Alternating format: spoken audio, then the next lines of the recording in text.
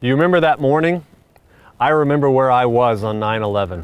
I'd grown up in the 80s and 90s, and wow, everything was great. Kids were still building forts in those days. Adults could still share their beliefs without fear of judgment over Thanksgiving dinner, and America just felt like nothing could ever stop our momentum. I was in college, I was 19, I was exhausted from staying up too late the night before, and I had an early morning class, but after, I decided to come back to the apartment, lay on the couch, and take a nap between classes. It wasn't but a few minutes until someone burst into the apartment and said, "Turn on the TV." A tragic accident apparently has just happened in New York City. A plane has crashed right into the World Trade Center. You can see the smoke and the flames coming out of the shattered windows. Oh my goodness. Oh God. There's another one. Oh my goodness, there's another one. This seems to be on purpose. But I had no idea what terror could do when it threatened our own shores. I thought war was just something that happened over there. What did this mean? What did this mean about my future? What did this mean about the world, freedom, life?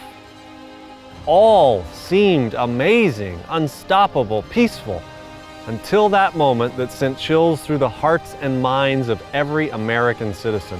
This is as close as we can get to the base of the World Trade Center. You can see the firemen assembled here, the police officers, FBI agents, and you can see the two towers. A huge explosion now raining debris on all of us. We better get out of the way!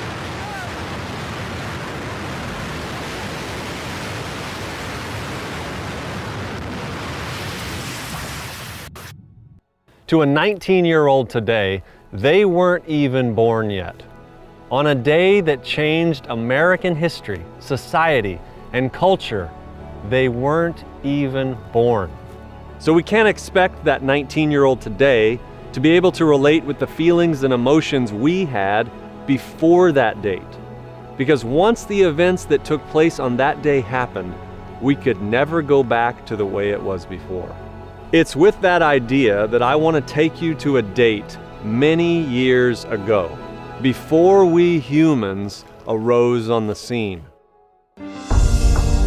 They say all is fair in love and war, but all is not fair.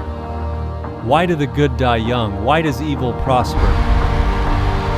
People who knock these buildings down will hear all of us soon. In this series, love and war find their beginning. Only by knowing their past do we get clues as to how the story ends. The Bible does give President Trump moral authority to use whatever force necessary. Perhaps we need some outside universal threat to make us recognize this common bound. How quickly our differences worldwide would vanish if we were facing an alien threat from outside this world.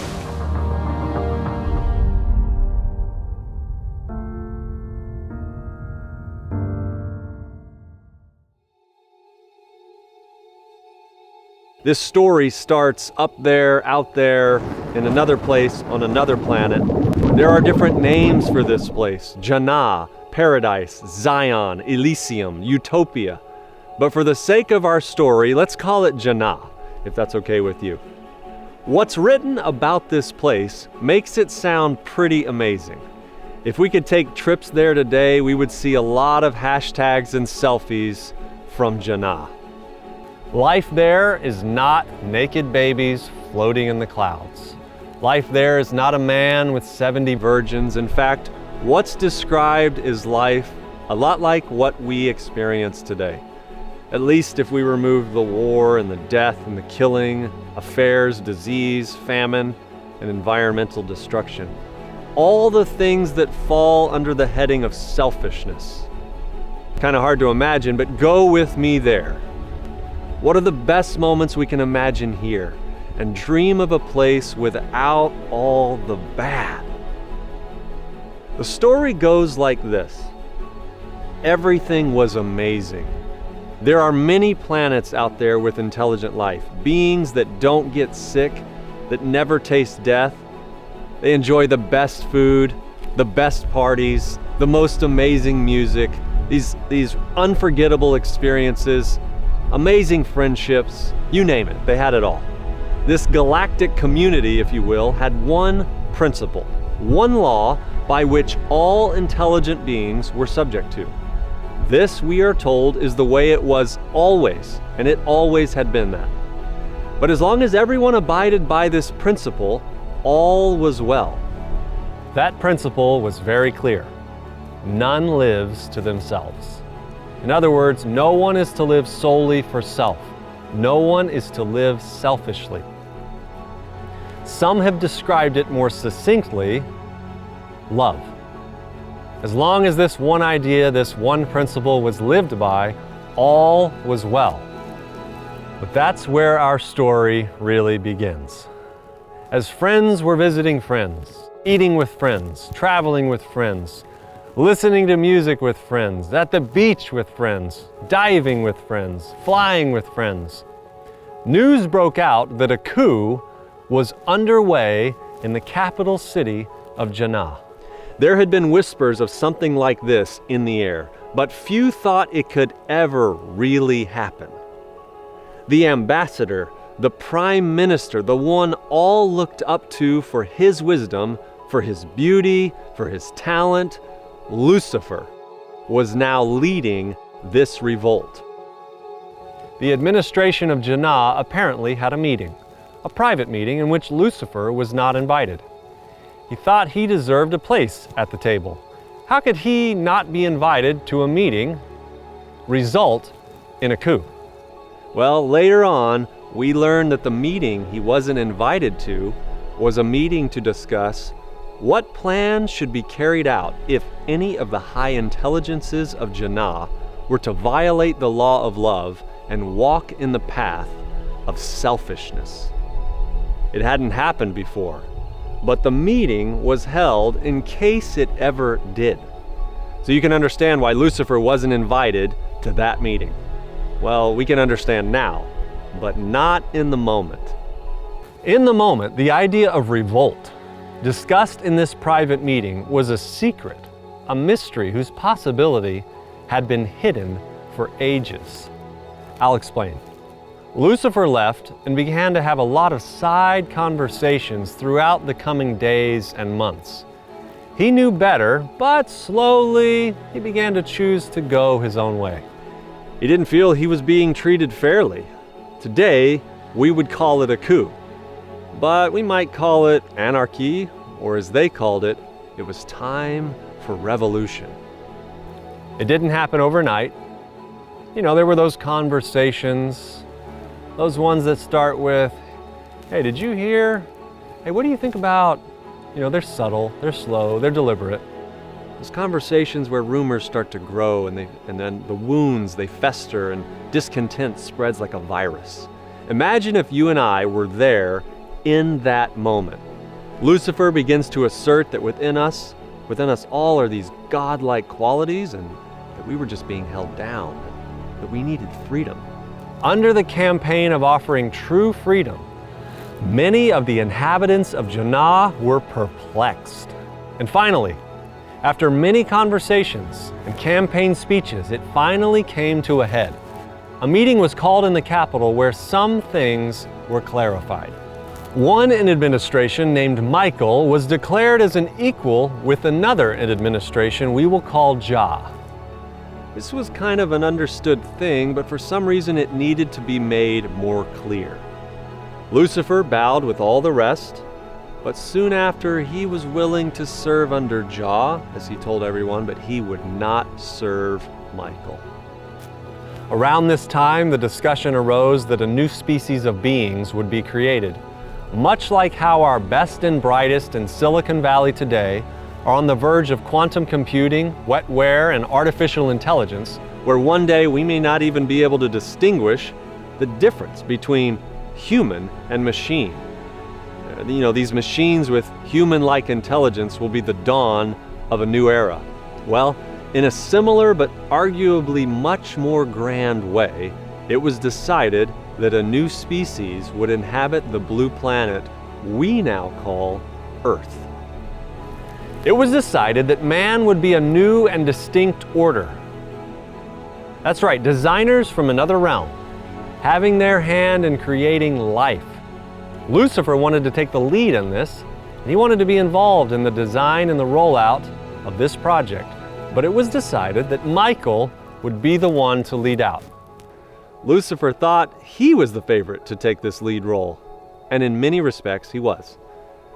But the various ranks and divisions in Janah, they were used to taking orders from Lucifer, so they also weren't sure of why Michael was leading out. There were many in the city that weren't sure who was right. Could it be that perhaps they were being limited or even repressed? Did they really have freedom like they thought they had? You know that feeling you get when you have been, so sure of something, then for some reason everything changes, you start to question all of your previous assumptions? Did they really enjoy all that freedom that they thought, or were they being manipulated? Was this real, or was this a simulation? Lucifer called all the citizens together and told them that all the liberty they had enjoyed was now coming to an end. A new ruler had been appointed over them, to whom they from then on must serve like slaves. Lucifer stated that he had called all together to assure them that he would no longer submit to this invasion of his rights and theirs, and that never would he again bow down to anyone, that he would take the honor upon himself which should have been conferred upon him, and would be the commander of all who would submit to and follow him and obey his voice. I hope you hear some of the irony in all that. It sounded like it made sense, but there was clearly contention among everyone. One contingent argued that nothing had changed. Lucifer was still in charge, and Michael had existed before their kind ever did. They had no reason to believe anything would change. But doubt began to creep up in many minds. Private conversations began to be had all over the place, and for a time it seemed like Lucifer was seeking to promote peace and stability of the divine government. Many couldn't tell for the longest time where he stood. All of his points seemed to make sense, but after a while you could just tell something's brewing. This is leading somewhere. This can't continue on like it is now. And one account describes a conversation Lucifer had with one of the citizens of Janah. This citizen expressed that they had some issues with the administration. They didn't want to sound undecided, so naturally they showed sympathy for Lucifer's cause and told him of their support.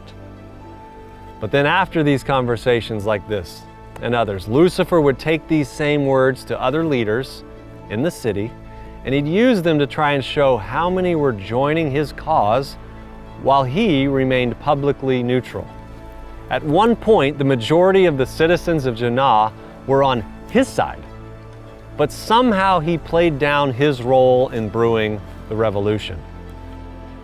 After quite a bit of time had passed, the moment came when Lucifer shared that he had had enough. Millions marched to the capital to declare that they needed freedom. What they could not gain by persuasion and politics, they would gain by force. And here's the thing.